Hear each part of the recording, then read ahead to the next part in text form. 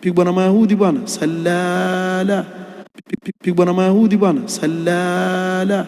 Katika watu wote basi Myahudi yule aliyezungumzwa katika Qur'an na Allah subhanahu wa ta'ala, wala tajidannahum ahrasa nnasi ala hayat, yani mijitu inayopenda kuishi kweli kweli, mioga, ikhwanul qiradata wal khanazir, hawa ambao ndugu zao wamegeuzwa nguruwe na matumbiri. Hawa lini litokea katika yani ghazwa ukasikia kwa eti Mayahudi wamewashinda Waislamu? Ilitokea lini?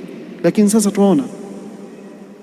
Alafu sasa ukija upande mwingine sasa wa hawa ndugu zetu hao mahizbi hao, mtihani sana. Wewe adui wamwona yule pale, adui yule wajua wazi mimi simwezi kwa silaha alizokuwa nazo, kwa mali aliyokuwa nayo siwezi mimi, kisha wenda wamchokora kazi gani?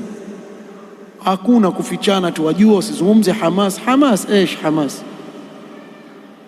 wale wajukuu wa Khomeini tu, na si ajabu ili jambo limepangwa vizuri na Mayahudi na Rafidha, na wao wakatumiwa chambo wakatiwa katika, kisha walivyomaliza kutumiwa anza kuuawa mmoja mmoja. Hebu niwaulize swali, maonaje yule mkubwa wa Hamas angeuawa Saudia? Dunia leo ingekatika hapa. Lakini Irani hii moja ndio inaochafua Yaman, Ahlus Sunna wauawa Yaman.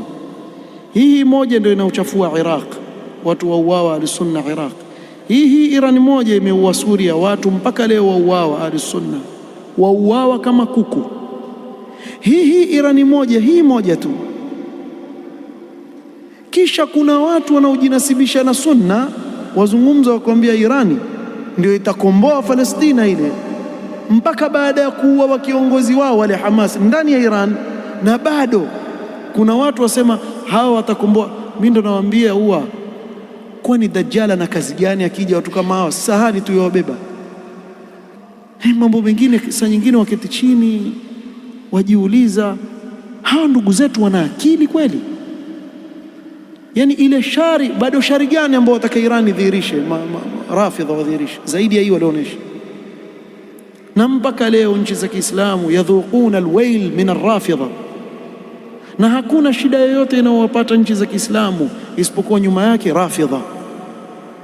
Sheikhul Islam ana maneno mazuri sana, azungumza hakuna fitna inayopata Waislamu illa waraa dhalika Rafidha. Utawapata Rafidha wako nyuma yao Mashia, na Mashia katika vita vyote walivyosimama Waislamu dhidi ya Yahudi wa Nasara, wao wako pamoja na Yahudi wa Nasara katika tarikh. Watufundisha leo tarikh. La hawla wala quwwata illa billah, sallallahu alayhi wasallam. Siko huko, nilikuwa nazungumzia ghazwat Khaybar na namna Allah alivyowadhalilisha Mayahudi chini ya uongozi wa Mtume Muhammad sallallahu alayhi wasallam, na katika tarikh hizi ndio habari. Lakini subhanallah, leo haya ndio tunayoshuhudia. Leo tuona ndugu zetu wauawa na hakuna kitu waweza kufanya, kuna chochote waweza kufanya. Nyinyi mkaa tu mkiambiwa Saudia watu wabaya bana, wewe Saudia watu wabaya, wangufanya nini? Hebu niambie, wamfanya nini? Hawa wazuri Mashia au Irani wamfanya nini? Mpaka huyo kiongozi alikuwa akijipendekeza kwao, pia wanammalizia huko kwao ndani ya Tehran, ndani ya capital city. Unafikiria mambo yatokea tu hivi ghafla? Mambo yapangwa.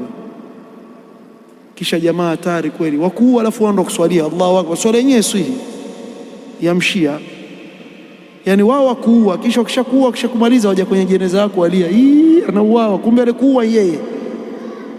Kisha aje kwenye jeneza yako ya kuswalia tena, ya kuswalia inna lillahi wa inna ilaihi raji'un. Mughaffal, wallahi anayedhania kuwa Mshia tamnusuru mughaffal, yani hata sijui nimweleze upumbavu wake umfikia kiasi gani. Hadhidh, yani umefikia duni kabisa, ule ujinga wa kupita mipaka. Mambo yatia uchungu sana wallahi, lakini utafanya nini? Na hawa ndio waliokuwa waongoza umma, eti waambia watu twendeni hivi tufanyeni hivi. Na wale wanaowalingania watu katika haki na sunna leo ndio maadui wakubwa. Angalieni mujtamaa wetu, nani adui kwao? Nani ananyoshewa vidole na kutukanwa kila aina matusi, mbali na masalafi ambao walingania watu katika kurudi katika kitabu cha Allah na sunna ya Mtume sallallahu alaihi wasallam kwa fahamu ya salafu salih, ili izza yao irudi tena. Lakini wapi bwana?